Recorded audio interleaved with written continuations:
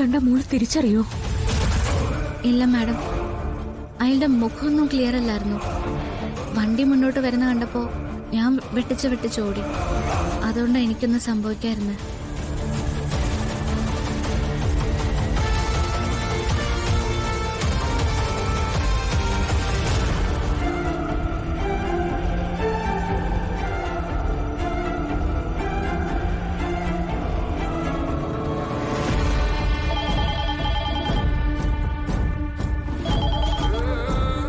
Hello madam. ഫിദയാണ്.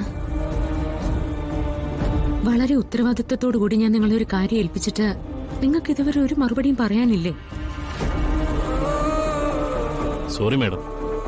അറിയാലോ, election അടുത്തതുകൊണ്ട് വലിയ വലിയ നേതാക്കന്മാരുടെ ഒരു വരവാണ് കേരളത്തിലേക്ക്. പോലീസുകാർക്ക് കുറെ സമയം അങ്ങനെ നഷ്ടപ്പെടുന്നുണ്ട്.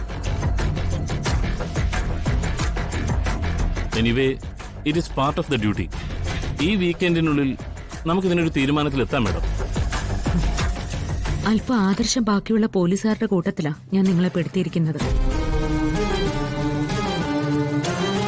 മറ്റുള്ള കേസുകളിലൊക്കെ സംഭവിക്കുന്ന പോലെ ഇതും ഒരു തള്ളിക്കളയൽ നാടകമായിട്ട് അവശേഷിക്കരുത്. ഒരിക്കലുമില്ല മാഡം. ഞാൻ ഈ കാര്യത്തിൽ വളരെ സീരിയസ് ആണ്.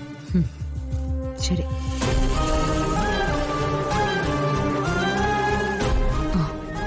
മോളെ, നീ വരുണിനെ വിളിക്ക. വരുൺ വന്നിട്ട് പോയാ മതി. ഇതെന്തിനാ ഇങ്ങനെ പേടിക്കുന്നത്? ചെറിയ പ്രശ്നങ്ങളില്ലാത്ത മനുഷ്യരുണ്ടോ? അതിന്റെ പേരില് നമ്മളൊക്കെ പേടിച്ച് കടലിന്റെ അടിയിൽ ഒളിക്കാൻ പാടുണ്ടോ? മോളെ, കടലിന്റെ അടിയിൽ ഒളിക്കേണ്ടി വന്നാ കടലിന്റെ അടിയിൽ ഒളിക്കണം. ശത്രു ആയുധവുമായിട്ട് നിൽക്കുമ്പോ ഇതാ എന്റെ തല വെട്ടിക്കോന്ന് പറഞ്ഞ് ചെന്ന് നിന്നു കൊടുക്കാനേ ഇത് സ്വാതന്ത്ര്യ സമരമൊന്നുമല്ല. മോളെ, നീ ഒരുപാട് ധീരതയൊന്നും കാണിക്കില്ലേ? അമൃത മാഡം, ഫിദ മാഡത്തിന്റെ പേടി കണ്ടോ? എനിക്ക് പേടിയുണ്ട്. ഈ ലോകത്ത് നിന്റെ കാര്യം ഓർക്കുമ്പോഴേ എനിക്ക് പേടിയുള്ളൂ, ടെൻഷനും ഉള്ളൂ. ബാക്കി എല്ലായിടത്തും ഞാൻ സോഫ്റ്റ് ആയിട്ട് സംസാരിക്കും. പക്ഷെ ഇവിടെ എന്നെ കൊണ്ട് അതിന് പറ്റുന്നില്ല. അതെന്താ? കണിമംഗലം ജയഭാരതി ആളുകളുടെ ഇടയിൽ ഒരു വീരനായികയായിരിക്കും. പക്ഷേ കളിക്കാൻ തെരഞ്ഞെടുത്ത കളം മാറിപ്പോയി. എതിർഭാഗത്ത് നിൽക്കുന്നതേ ഈ ഞാന്. നിങ്ങൾ അർഹിക്കുന്ന ശിക്ഷ നിങ്ങൾക്ക് ഞാൻ വാങ്ങി തന്നിരിക്കും. അയ്യോ സാറേ, അങ്ങനൊന്നും പറഞ്ഞ് ജയഭാരതിയെ പേടിപ്പിക്കല്ലേ.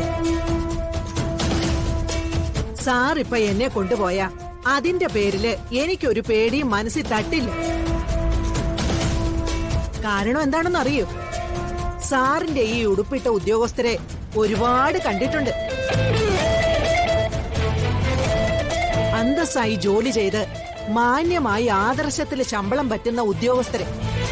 ആ കൂട്ടത്തില് സാറിനെ പോലെ ചിലരുണ്ട്.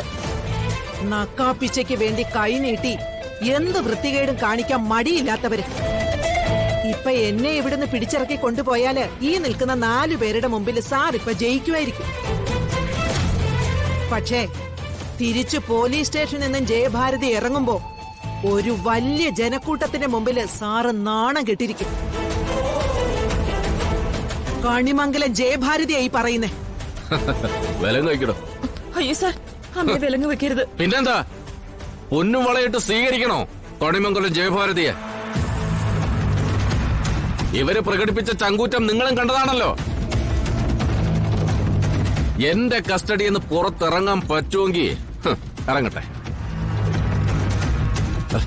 വിലങ്ങ് വെക്കാൻ പറഞ്ഞല്ലോ. വേണ്ട വേണ്ട, അമ്മയെ വിലങ്ങ് വെക്കരുത് പ്ലീസ് സാർ, പ്ലീസ്. മാനല്ലേ പറഞ്ഞത്. ശത്രുക്കൾക്ക് മുന്നിൽ തോറ്റ് തലകുനിച്ച ചരിത്രമൊന്നും കണിമംഗലത്തുകാർക്ക് ഇല്ലടി.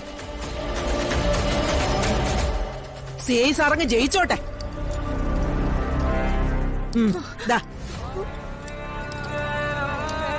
അമ്മേ, അമ്മേ.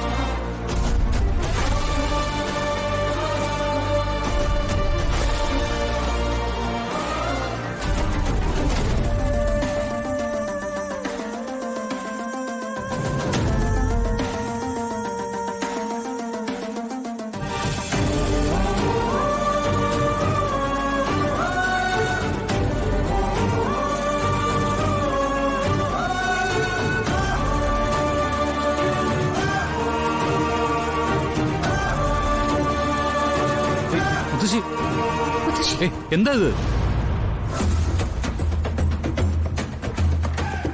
സർ, നിങ്ങൾ എന്തേ കാണിച്ചിരിക്കുന്നേ? മുതശ്ശേരി വിലം കഴിക്കുക. വിലം കഴിക്കാനാ പറഞ്ഞത്. അതിന് വകുപ്പില്ലല്ലോ മോനെ. പ്രിയങ്കയെയും അവളുടെ മുത്തശ്ശിയെയും ഈ വീട്ടിൽ നിന്ന് തല്ലി ഇറക്കിയതിനാണ് കേസ്. ഗാർഹിക പീഡനം.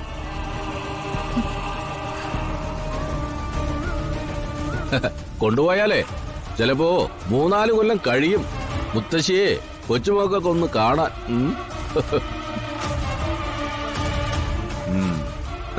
ചിലപ്പോ അവിടെ നിന്ന് ജീവനോടെ പുറത്തിറങ്ങണമെന്നില്ല, കെട്ടിപ്പൊതിഞ്ഞായിരിക്കും കൊണ്ടുവരിക. വേണ്ട.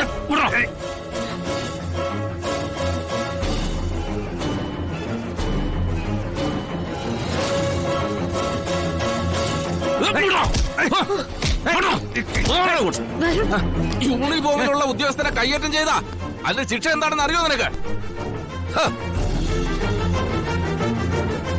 കൂട്ടത്തി നിന്നെയും ഇവളെയും കൂടി തൂക്കിയെടുത്തോണ്ട് പോവേണ്ടതാ. തൽക്കാലം ഞാനതൊന്ന് അവധിക്ക് വെച്ചതാ. സർ, സാറ് വേണമെങ്കിൽ ഞങ്ങൾ രണ്ടുപേരെയും കൊണ്ടുപോയിക്കോളൂ. മുത്തശ്ശിയെ കൊണ്ടോ ഞങ്ങൾ സമ്മതിക്കില്ല.